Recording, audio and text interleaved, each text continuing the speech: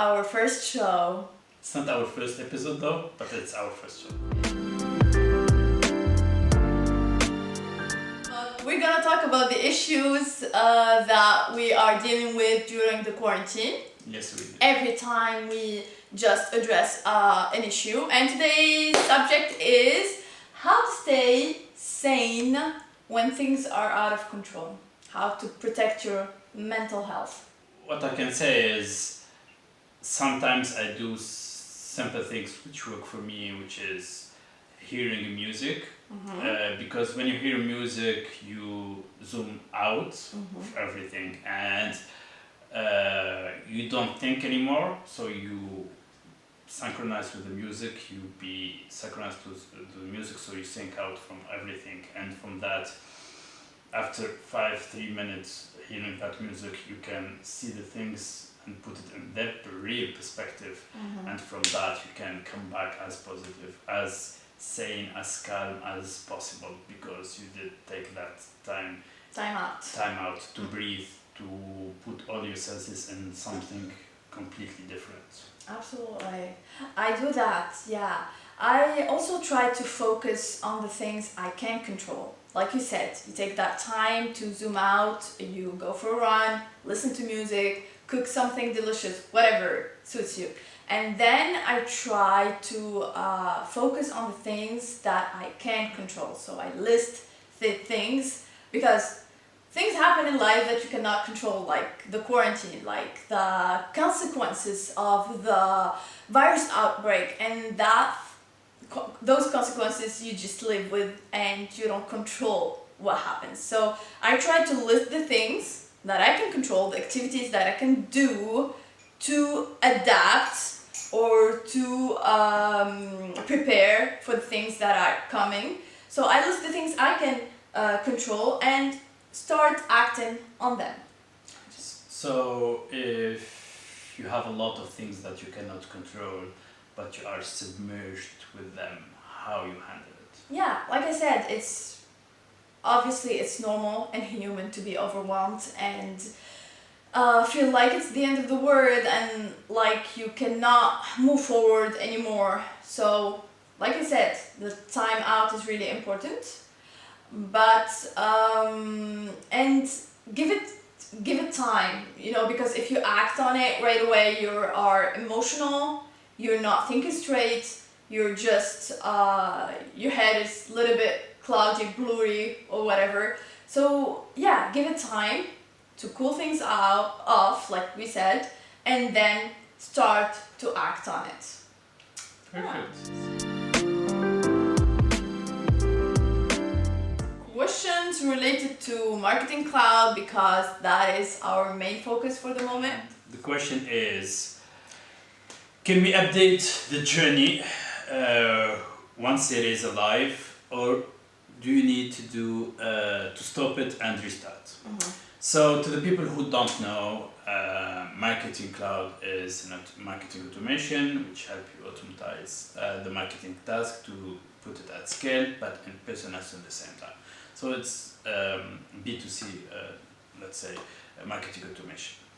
At the same time, Journey Builder, it's like any other workflow which help you to automatize process.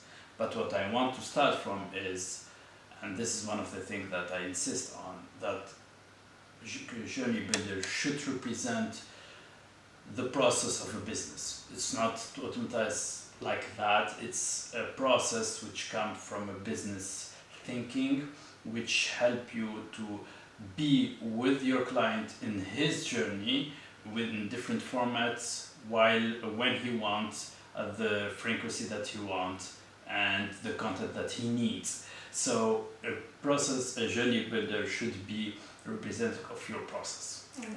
And as any other process, you always put the process, you do it, you learn from it, you test it, and you update.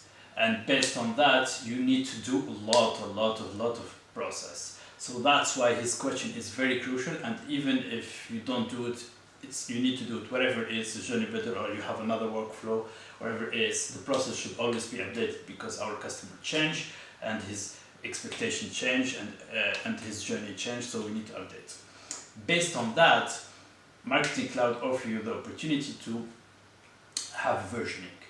What you do with versioning is you create a copy, let's say a draft from the journey that it is active now as a draft. So you will have a journey that is running, and you work on the draft of the same journey. Yeah, so that means that the journey that is working now, it will continue to work, so it will not stop your process, but at the same time you can work on the draft so you can update it as you want to update. One of the other things that I urge everybody to keep is the versioning. Don't delete the version that you don't use anymore. Why? Because it's a way to track your evolution, to track your involvement, to track what you did. Because it's a proof that we did change this from this because we think that we need to be more updated. Keeping that help you to track your involvement, track what make you change your process from from another, and it's very crucial. Either leave it only in the marketing email or also document it. Yeah, I will give examples of updating journey. For example, you can update your email, which is like the biggest part of the journey. Yeah. To update an email, you can either go directly on to Email Studio and make the changes in your email, and then go back to your email activity in your journey and update it.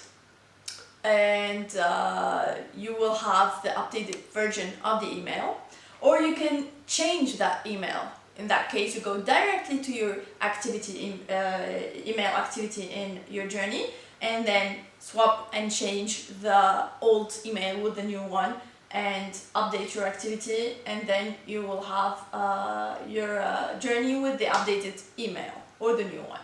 Yeah, because it's very, very interesting, because sometimes you don't change the process and the step of it, but you change the content because you did learn a new format, a new way to engage with your customer in that specific time.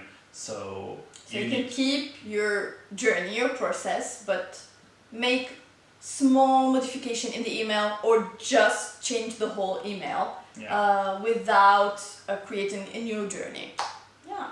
So thank you, Brand, for that question. And if you have any comment or any question about any of our specialties, let's don't hesitate to ask us, and let's comment below. Give us the opportunity to do what we need to do.